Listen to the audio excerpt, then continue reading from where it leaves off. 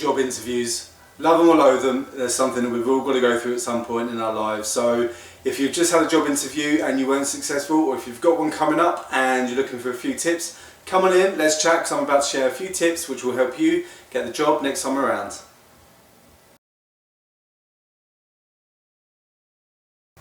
Hey there, how's it going? My name is Coop and welcome to Think Can Will. So if you are new here, welcome, it is great to see you and thank you for stopping by the channel. Just so you know, every Thursday I share new videos giving tips and advice to help you get on at work and progress your career, so please do consider subscribing. Interviews, like I said, they are a necessary evil that we all have to go through at some point in our lives if we want to get on at work and progress our careers and get on with our lives. So, you know, some people say they love it, but the majority of us not quite so much, and for many people it fills us with complete dread and crippling anxiety. Now, as a manager, I've done a lot of interviews and I've seen it all, but for me, I genuinely love doing job interviews. I genuinely love the opportunity to meet new people and the excitement of potentially somebody new coming into the team, bringing fresh ideas, fresh perspectives, and for the existing team members to be able to learn from.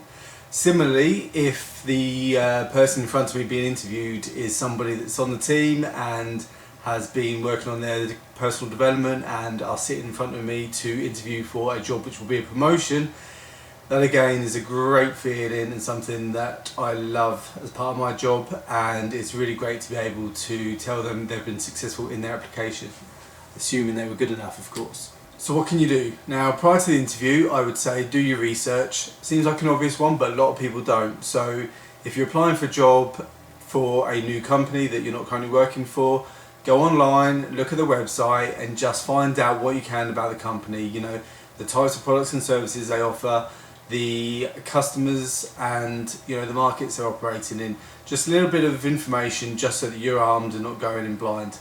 Now, if you are applying for a job within your current organisation but a different department, then one of the things I would say is find out about that department, because you know, the recruiting manager may be interested to know why you are applying for the role, and they will want to know why you want to work for their team in particular rather than just for the organisation.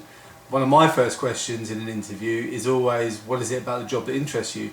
And people will tell me they love the organisation, they love what it stands for, its values and its mission, which is great, but I want to know why you want this job in this team. The other thing that I would say at this moment in time is try to think of it as just a chat. You're going into a room to speak to a couple of people, they'll ask you some questions, you'll answer them about your career, your work experience, and how that meets up with what they're looking for. If you try to overthink it, that's where the tension comes in. So try to just relax and think of it as a discussion about your work history, and you know all about that. Similarly, it's useful to be aware that actually the pressure is on the recruiting panel. You know, you're going in there to be the interviewee, but that panel are looking for the right person for this role to make up the rest of their team. So there's a real pressure on them to make sure they're asking the right questions to get the right information so that they can make the right decision for their team. So the interview itself, what do you do? How can you get through? So the first thing I would say is be yourself, okay? The hardest thing to do when you're going into an interview is to put on any kind of act and try to be something that you're not. So be yourself, be natural. Obviously, you know, you do have to put on the best version of you, or at least try to put on the best version of you, but be yourself. Don't try to fake it, because you'll only stumble over your words, okay?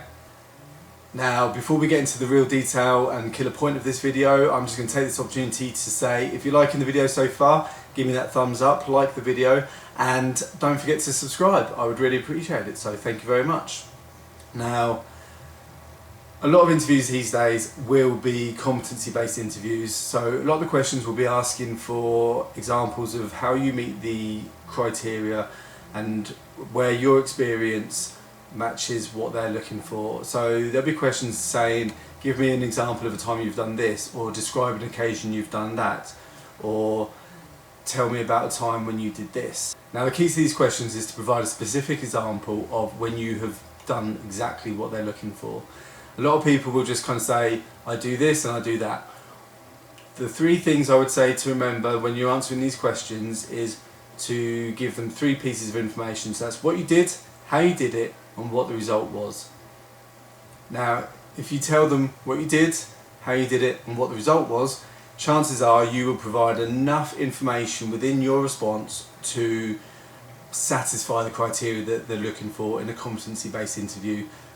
It's similar to the STAR technique, which you may have come across and lots of people do use, where you talk about the situation, the task, the action and the result.